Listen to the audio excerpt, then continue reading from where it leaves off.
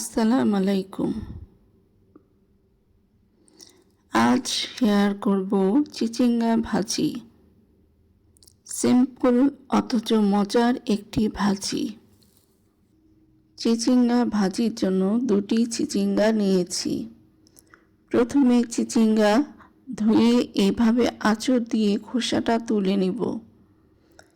একে একে সবগুলো চিচিঙ্গা খোসা ছাড়িয়ে আবার ধুয়ে পরিষ্কার করে নিয়েছি। এবার মাঝখান থেকে কেটে বিচিগুলো ফেলে দিব। তারপর এভাবে ছুরি দিয়ে কুচি করে নিয়েছি।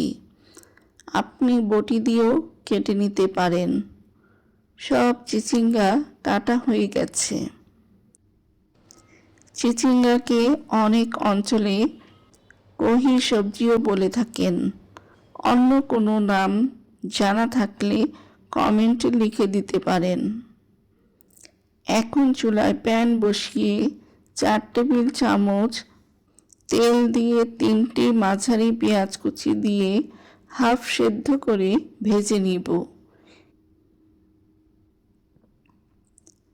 1 মিনিটে পেঁয়াজগুলো হাফ সেদ্ধ ভাজা হয়ে গেছে। এখন আমি কেটে রাখা চিচিঙ্গাগুলো দিয়ে দিব। আর দেব 1 চিমটি হলুদ ও স্বাদমতো লবণ দিয়ে উল্টে পাল্টে মিশিয়ে নিব। আমার চিচিঙ্গা ভাজি খুব ভালো লাগে। এটা ভাত দিয়ে যেমন ভালো লাগে তেমনি রুটি দিয়েও খেতে মজা। সবজিগুলো এখন ঢেকে রান্না করব।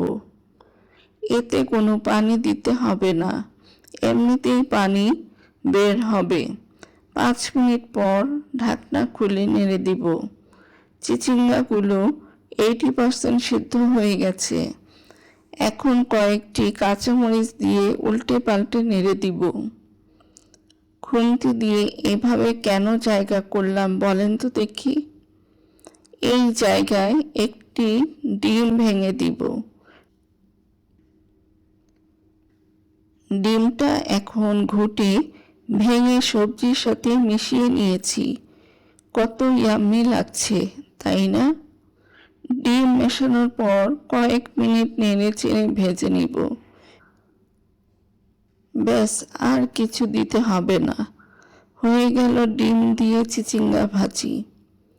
অনেকে হয়তো জানেই না এটা কিভাবে কেটে নিতে হয়, তাই আমি A to Z দেখিয়েছি। নিশ্চয়ই আর কারো অসুবিধা হবে না। ভিডিওটি ভালো লাগলে অবশ্যই একটি লাইক ও কমেন্ট করে যাবেন। ধন্যবাদ।